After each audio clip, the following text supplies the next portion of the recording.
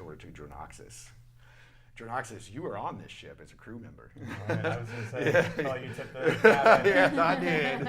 So your deal is you are, Captain Gasone has a big ego, okay? And he doesn't have a second in command, okay, officially. But everyone knows it's you.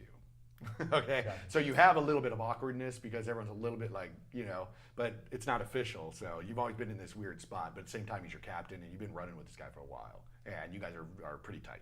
Okay, so what happens is you are busy downstairs with the crew hands in the barracks area where everyone's sleeping with the cots at swing and stuff like that. But there's a table there, and the boat's just in normal waters or whatever. And we come across you arm locked with a guy named Caleb, another crew hand. He's pretty strong, but not quite as strong as you. But he will not give up on the arm wrestling.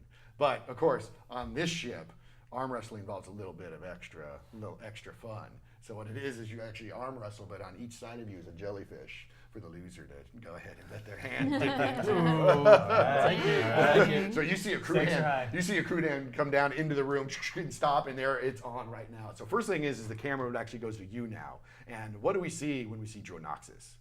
You see a calm face, because this is nothing to him. Nice. Should I describe what he looks like as well?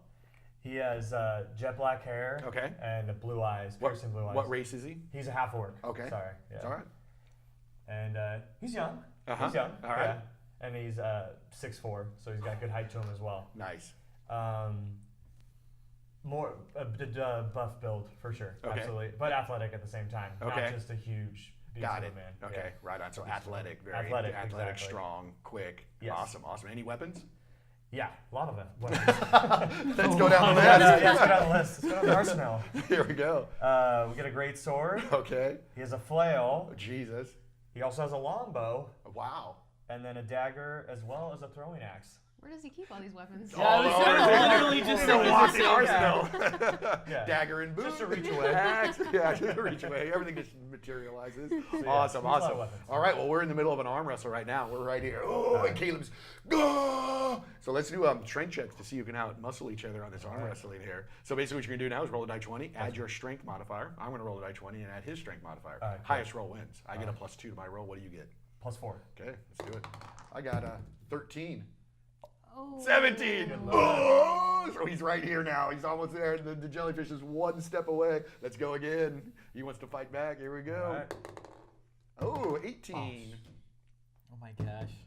Yeah, brings it back up centerfold. Oh, not this time, Dronoxus. I got you. I'm finally going to win. I got you. All right, 8. Oh! You didn't like the shit talking. Didn't agree with you. Here we go. And 9. Oh no. Oh! Wait, plus 8. He brings it back up. It's this ongoing thing. Now, actually, hold on. We've been doing this for a while, so now fatigue is going to play a factor. Okay. So each of us are going to make a Constitution check. Okay, you need to hit a DC 10. If you fail, you're going to take a -1 on your future rolls.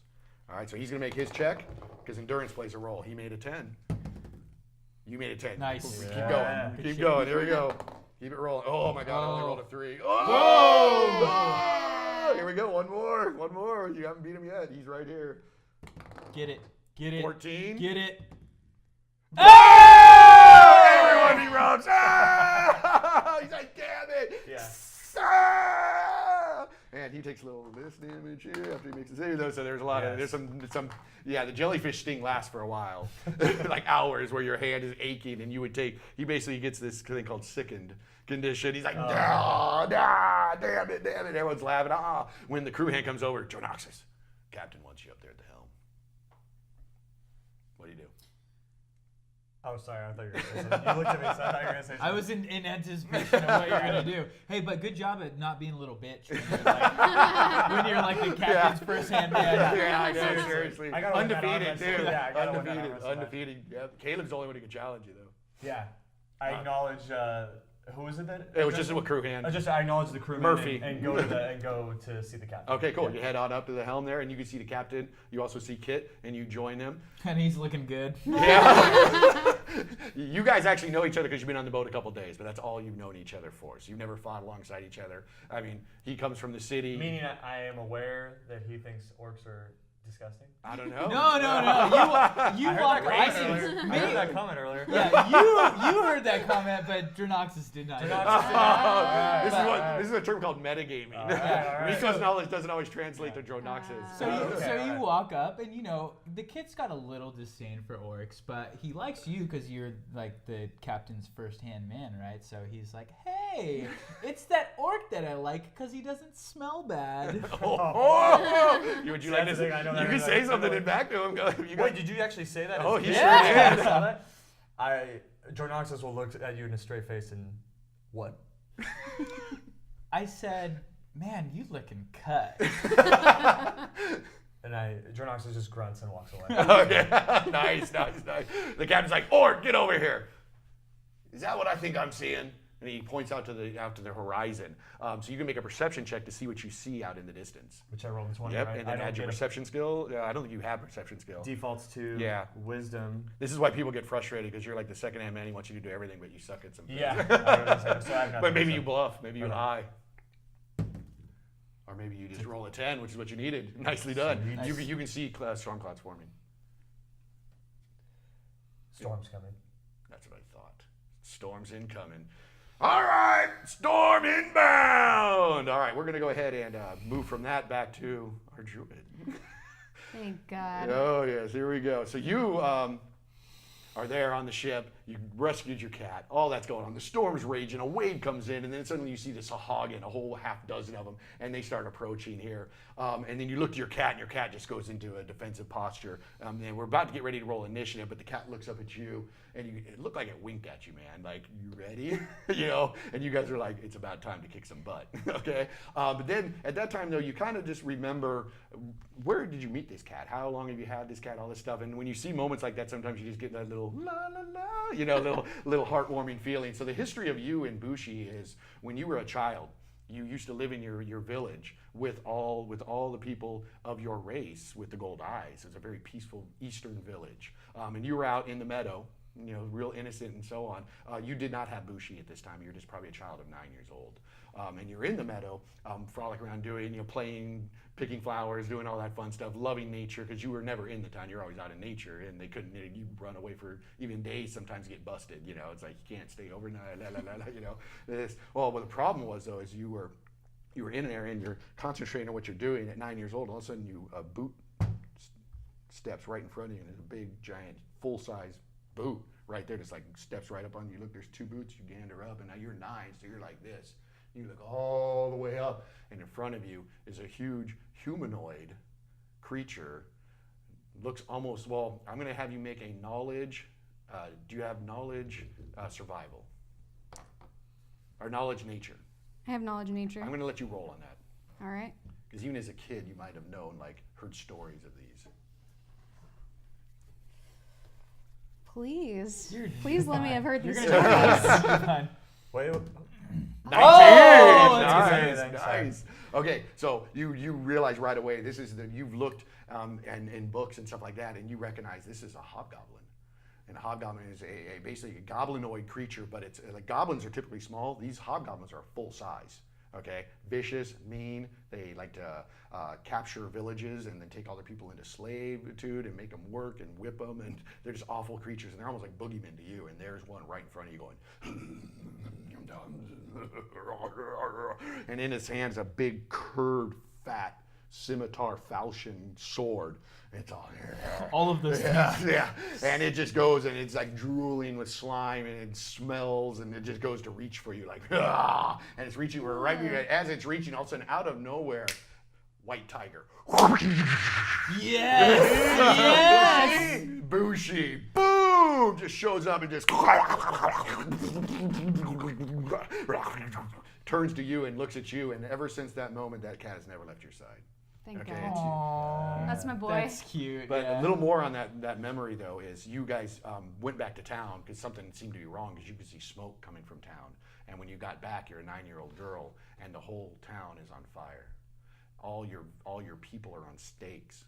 Women, children, men.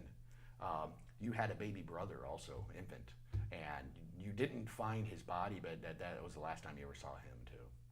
So That's some foreshadowing shit right there. Do I need to write that down? You probably remember it. Yeah. You've been spending the rest of your life looking for your kind ever since, and you've never found them in the East, and you heard rumors of them in the West, and that's what's brought you onto this ship. So you and the cat end up breaking the gaze and having that moment, facing the danger at hand of the hobgoblins, the Sahagins that are encroaching on you. And then all of a sudden from behind them, it's nighttime, a lightning flash happens again, and then you see the outline of an enormous, gigantic warship barreling down onto your ship. And it's gonna ram it. Boom! And at the helm, you can see 3 people. You see a Captain Cassone-looking person. You see a Dronaxis. You just hit her ship? Yes. It's like, you guys barreled into the storm and found the ship, and he's like, pull alongside it. And I goes, wait, no, alongside you, idiot. And you crashed into the ship by accident, which causes your whole ship to just lunge forward. I'm going to need you to make a reflex saving throw to keep your feet for both you and your cat. Okay. And I'm going to go ahead and make it for the Sahagins. So you're going to roll a die 20, add your reflex saving throw, and you need to hit a 12. Do I get a 1? Yeah. Okay.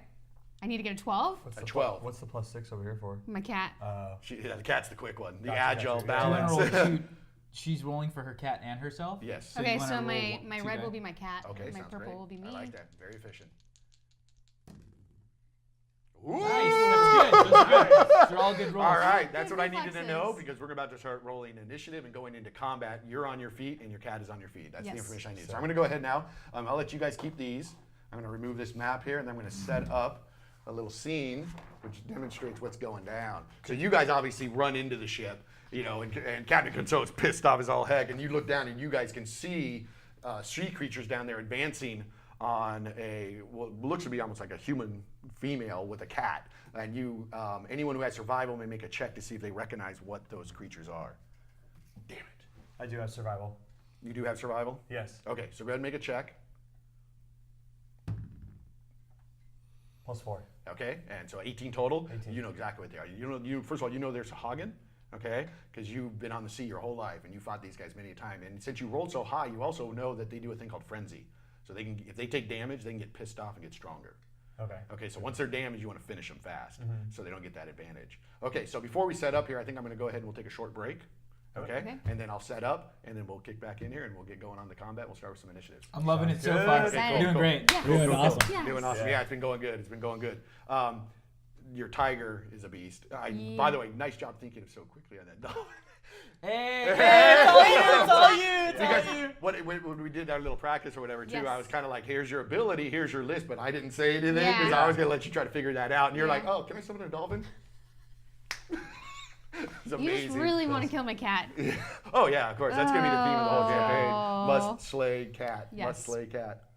I like your cat. I love my Yes. cat. Thank you.